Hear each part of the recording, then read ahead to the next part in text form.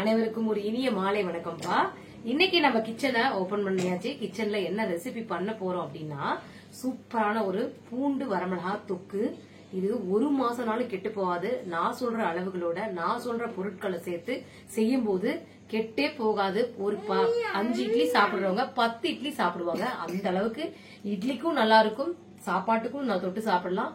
சப்பாத்தி பூரி இந்த மாதிரி எல்லாத்துக்குமே தொட்டு சாப்பிடலாம். சூப்பரான ஒரு சூப்பரான ஒரு வரமிளகா பூண்டு தொக்கு நான் செய்ய போறேன். அதுக்கு என்னென்ன பொருட்கள் தேவை, எப்படி நம்ம அதை வணக்க போறோம்ன்றத உங்களுக்கு நான் சொல்றேன். வாங்க என்னென்ன பொருட்கள் தேவைன்றத பாத்திரலாம்.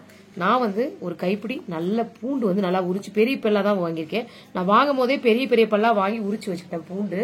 சோ இந்த மாதிரி பூண்டு, காரம், மிளகா, வரமிளகா, அதாவது பூண்டு மிளகா எந்த அளவுக்கு ஈக்குவலா எடுக்கிறோமோ அந்த அளவுக்கு ஈக்குவலா பூண்டு இருக்கணும்.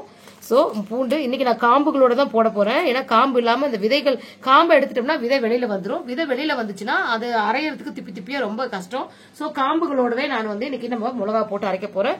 இது காஷ்மீரி மிளகா. இது ஜஸ்ட் கலருக்காக தான் எடுத்திருக்கோம். இது வேணான்றவங்க அப்படியே இதை ஸ்கிப் பண்ணிடுங்க. வேண்டாம், இது தேவை கிடையாது.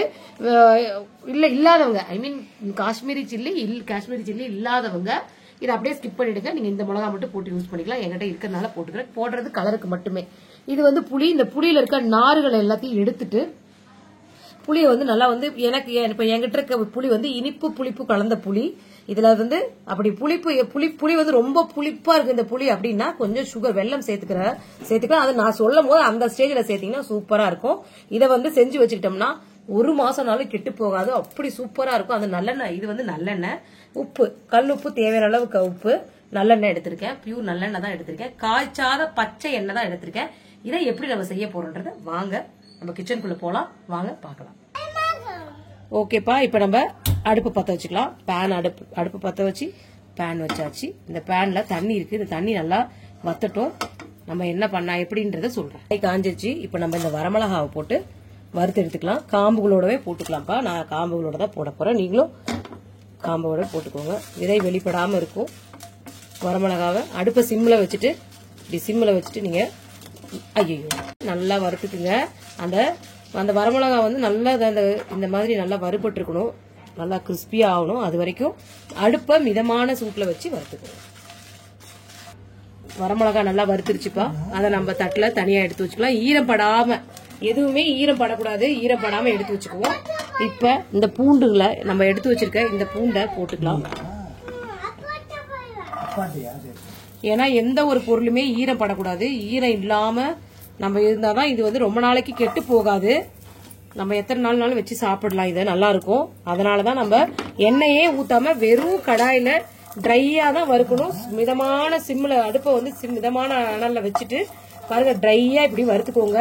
அந்த ஈரப்பதம் இருக்கக்கூடாது. நம்ம எல்லாத்தையுமே வறுக்க தான் போறோம். இந்த பூண்டு பாருங்க இப்படிதான் வறுக்கணும். ஓகேப்பா, பாருங்க பூண்டு இந்த மாதிரி வறுக்கணும். இந்த மாதிரி வறுபட்டு எல்லாமே வெறும் கடாயில தான், எண்ணெய் ஊத்தாம வறுபட்டு எடுத்து வச்சிருங்க. அடுத்தது நம்ம போட்டுக்க போறது இந்த உப்பு. இந்த பாருங்க, உப்பையுமே உப்புல கொஞ்சம் ஈரப்பதம் இருக்கும். அந்த ஈரப்பதம் இல்லாம இருக்கிறதுக்கு நான் உப்பை வறுத்துக்கிறேன். இதுக்கு தேவையான அளவு நான் உப்பு போட்டுக்கிறேன். போதும். இந்த உப்பை ஈரப்பதம் இல்லாம வறுத்து எடுத்துக்கலாம். உப்பு நல்லா வறுபட்டுருச்சு. அந்த ஈரப்பதம் இல்லாம உப்பு நல்லா வறுத்து எடுத்து வச்சாச்சு. இப்ப இந்த புளியவும், ஏன்னா அந்த புளியிலையும் கொஞ்சம் ஈரப்பதம் இருக்கும். சோ புளியில இருக்க அந்த நாறு எல்லாத்தையும் எழுதிட்டு, இல்ல ரொம்ப நான் புளியில கொஞ்சம் குப்பையா இருக்கு, தூசி இருக்கு அப்படின்னா ஒரு தடவை தண்ணியில போட்டு அலசிட்டு, தாராளமா தண்ணியில போட்டு நீங்க அலசிட்டு போட்டுருங்கப்பா. ஓகேவா? இதை போட்டு நல்லதா இந்த புளியவும் இதுல போட்டு நல்லா அந்த ஈரப்பதம் போற அளவுக்கு வறுபடுங்க. ஓகேப்பா, புளி பாருங்க நல்லா வறுபட்டு அந்த ஈரத்தன்மை எல்லாம் போய் நல்லா இப்படி வறுபட்டுருச்சு. இந்த அளவுக்கு இருக்கணும். பாருங்க, சுத்தமா ஈரமே இல்ல. இப்ப இந்த புளிய நான் எடுத்து ஒரு நிமிஷம், இந்த புளிய நான் இந்த மாதிரி எடுத்து இதுல வச்சுக்கிறேன்.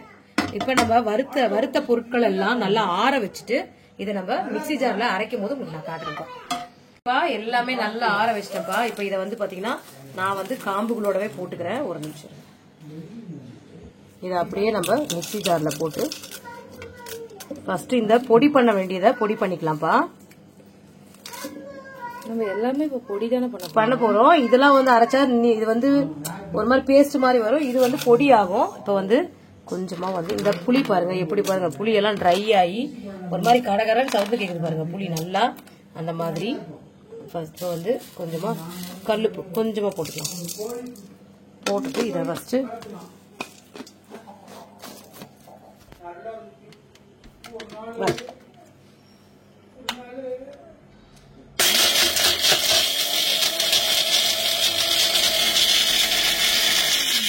பாருங்க இந்த மாதிரி பவுடர் பண்ணியாச்சு. நம்மளோட மிளகாவை நல்லா பவுடர் பண்ணியாச்சு.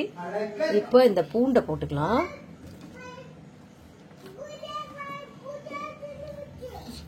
பூண்டு போட்டு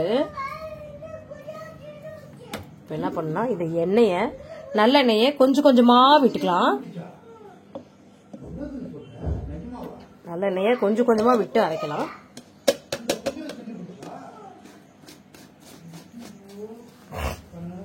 கொஞ்சம் எண்ணெய் விட்டுக்கலாம்.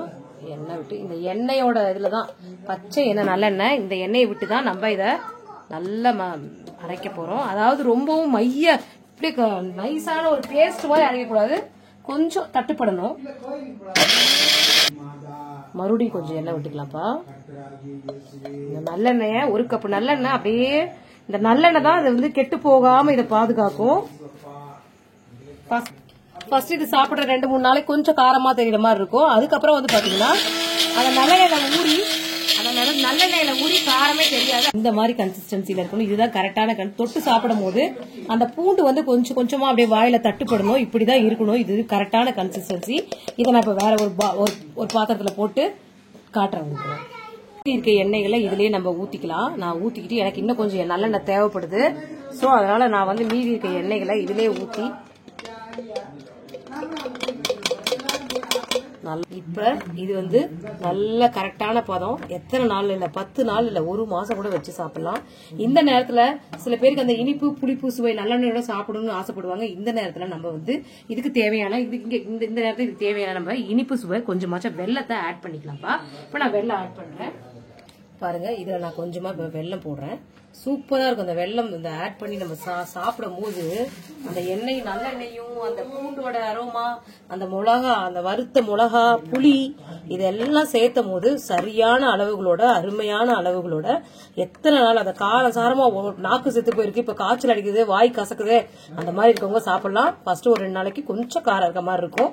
அதுக்கப்புறம் வந்து பாத்தீங்கன்னா அந்த நல்லெண்ணெயில ஊறி ஊறி அந்த காரம் வந்து பேலன்சிங்கா ஆயிடும். சூப்பரா இருக்கும். நீங்க பாருங்க, இப்ப நீங்களும் இந்த மாதிரி இந்த மாதிரி இருக்கணும். கிட்டத்துல வந்து இந்த மாதிரி இந்த திப்பி திப்பியா இப்படி இருக்கணும். நைஸா இருக்க கூடாது.